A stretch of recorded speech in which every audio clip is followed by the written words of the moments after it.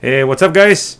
We had a little trip to Cabela, and we did a little thread for an old gun with an old gun, and we decided to pick up another one because my wife is gonna take soon the concealed carry class, and she wasn't really happy, me neither actually, with the Ruger LCP with a Crimson Trace laser, and she decided to pick up a little cute gun that I really like, but since it's my wife's gun, and since I know you guys and you girls over there like to hear the point of view of the lady, I would like to introduce first of all my wife, Kato, over here, and she's gonna show you a little new toy. So go ahead, Kato. All right, aloha. Well, he threatened me with an atomic wedgie if I didn't be in one of the videos, so here I am. So we did a little trade-in for this. I originally had the Ruger LCP with the Crimson Trace. I'm not going to really talk bad about it. It was a nice gun. It was well made. I think in a pinch it would really do the job in a close quarter situation. However, I did have some complaints with it. I can't really say that it was a joy to shoot, and again, a small carry pistol really isn't, but I didn't really feel like that was something I wanted to trust my life to. So we were sniffing around at Cabela's, and I saw the Sig Sauer p238 in a 380, and I said, we're not buying anything today, and well, you know how that goes. So picked it up yesterday, took it out today to give it a test run, and I have to say I am hugely thrilled with this. I never really thought I would say it about a small carry pistol, but this was actually a pleasure to shoot. Comes with a whole bunch of stuff, obviously, comes with your instruction books and all that. Nice big lock with their little logo on there. I thought that was kind of fancy. Pretty good quality. Very good quality, actually. Comes with one magazine, and they have their own brand of cleaner here. What is this stuff called? Milcom lubricant protectant. I didn't actually use it yet. I haven't opened it. I thought that was very nice of them to throw that in with you. I don't think I've ever gotten free cleaning anything. And they give you a holster with it, which I thought was awesome. Mm-hmm. And as you know, we are firmly entrenched here in the People's Communist Republic of Illinois, and we just got concealed carry over here. Last state in the nation. Woohoo! So comes with this nice little holster. Clip that onto a belt.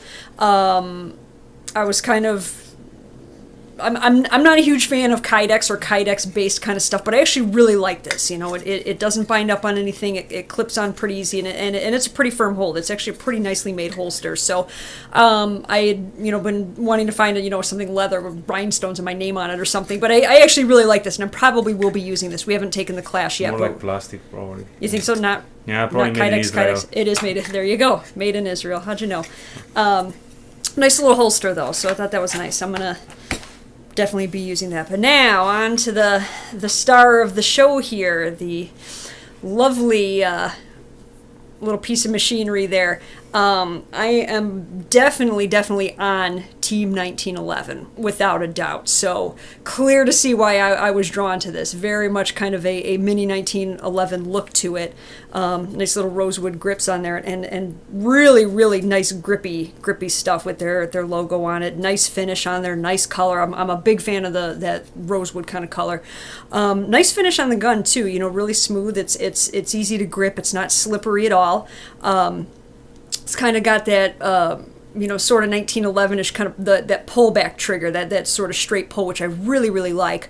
The problem I had with the Ruger was, very snappy. Those little tiny ones there that they are. A lot of women kind of get, buffaloed into buying these little bitty guns because they think, oh, that's so cute and it'll fit my little hands and it'll be easy to shoot. And it's horrible. I would come back and I would just have cuts and bruises and be bleeding everywhere all over my hands from this thing popping around and trying to hang on to it. This one here, it's kind of got this little sort of beaver tailing here, like you would see on a 1911, and that really made a lot of difference as far as stabilizing this thing. And I don't have big huge hands. I'm not a big chick at all, but I've been working with my hands for the last 15 years, so I'm kind of starting to get up there in age, and things are starting to get a little tight. So a lot of times I'll have problems with a smaller gun as opposed to a bigger gun. The little girl guns, I have a lot of trouble with those things, believe it or not. But this, I was able to hold on to this really nicely, not very snappy, and really smooth. Oh, I forgot the safety sign. Really smooth, easy. you know, I mean, even if you don't have a lot of strength, or if you are, you know, arthritic, or you know, you're just not terribly tough, that's a really, really smooth operation on this thing here. Nice size, nice profile. You know, it's kind of slim, not. It's a little bit bigger than the LCP. And having this on here with the beaver tail, that is going to kind of make concealability slightly more different. Again, like I said, I'm not really a big chick. If I drink a lot of milk, I'm about 5'4", and if I, you know, don't eat a lot of cookies, I'm about 130 pounds. So, you know, like a full-size 1911 is going to be hanging halfway down my leg. I really don't have room on my person for a big gun unless I want to wear a trench coat all summer, and I really don't. So, you know, this is something that would fit nicely in a jacket pocket, in your purse. If you do have a pocket holster, if your pants are big enough, you can actually get that in a back pocket. But this is something that would be really nice for a smaller person, or for concealing in a smaller space, you know, smaller coat, smaller purse. But it really does pack a punch, and it's easy to handle. Another big thing that I'm a big fan of is it's got actual night sights on it. If you get something about 6 inches away from my nose, I pretty much have x-ray vision. You get something out at arm's length, I can't see it worth a damn. I probably shouldn't even be driving a car at this point, but we had this thing down at the range today. It's pretty dark in there where we shoot, and these things just glow like the moon. You know, I had no problem seeing them at all. Real easy to line up a sight picture, real easy to get back on target with these things, even if you got a little bit of wobble. My shoulders are kind of bad, I get a little shaky. But overall, I am a huge fan. I would definitely recommend this for somebody who was looking for you know, either a first time small pistol just to get started, or if, you know, you're already a seasoned veteran and you're looking for a small carry pistol. This is a really great product. Obviously, Sig Sauer, you know, they're no slouch when it comes to quality, but I was really blown away, you know, not only just by the quality, but actually this thing was actually fun to shoot. I hate shooting small pistols. It sucks. My hands hurt. I complain about it the whole time. I bitch, I crab. I go crying to my 1911 because I can't, you know, that's the fun one. But this was actually a really, really good time. I'm really pleased with this. I think I definitely made a good trade up, and 2 thumbs up for this one. So there you go, everyone. That's Kato coming at you from Fort El Tenda, and I'm going to turn it over to the mister. So, how was the disassembly of the gun? Oh, very, very easy. That was the great thing about it, too, is that not being possessed of really strong hands and shoulders, a lot of times I will have trouble with this stuff, pulling the stuff back and holding it. But I actually found it at one point, if I actually lean this thing on me, I can do this all one-handed, but the takedown is super, super easy. The spring on there is pretty springy, but it's not like taking apart a 1911 where the thing's going to go flying out and you're going to put your eye out or anything. So my other recent acquisition was a Spartan 4. And taking the spring out of that thing, you kind of got to duck when that thing comes out. This was actually really easy to do, really easy to take down, really easy to clean, really easy to put back together. I'm a little bit lazy about that kind of stuff, so I was pretty happy about that it wasn't a great big song and dance to get it apart. Personally, if I had to say anything, the manual that they give you, as you can see, it's fair enough clean. It's actually a manual for dummies, because really they go. So I understood it just fine. No, I mean the safety stuff and everything. I mean I understand. You know, for people we see some people at the range sometimes get really scared about. I wonder if they really should have a gun or not. But anyway, that's what it shows and everything. You know, and for a personal experience, you never should consider your gun, you know, safe or whatever. Anyway, the instructions are very clear, except for the passage when you were disassembling it. Probably they should specify a little bit better. The little bitty, because actually the way you take it down is not like a regular 1911. It's slightly different. Even some 1911 are actually different, because, for example, there is a huge difference between the Armscore, Rock Island, whatever, and a Spartan, the way they bring it down. Even if the body is actually made by the same component. And the standard and the 4 are 2 different things. The 4 is the only one where you actually have to use that little pin to get that. Pin. That was shocking. You gotta use an high-tech tool. Yeah, paper clip. But anyway, if you want to close the video, even if it was actually air video, but if I can say something about it, I love to shoot it. Very nice gun. Personally, for myself, the only thing I would be afraid, since it's so small, and since I got a little problem with my finger that everyone knows, as a safety, you know what I mean, would be a little bit difficult to keep the finger outside of the trigger, because it's so small that I have an issue gripping, you know what I mean.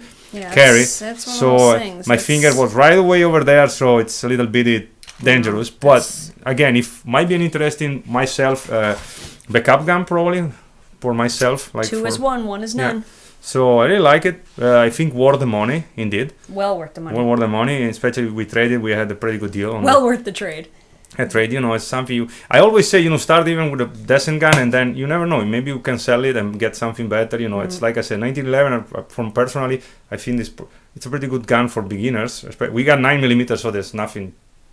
Yeah, this is Super. a 380, by the Sorry, way. yeah, I didn't mention that. 380. So you know, and actually for the 380, we doesn't normally 380 had a Oh, pin. you know what? I forgot to mention. The one thing we did have problem with is what did we start off with? Was it Remington we started off with? Yeah, we shoot Remington 9mm With regular one. the kind of the round nose ammo, and then we switched and started with the flat front ammo, and had some problems with the feed. It wasn't jamming up, but it wouldn't actually even feed, which it wasn't a big deal because I was at the range. You know, it was a calm, controlled situation, and I was able to kind of just take my time and kind of mess around.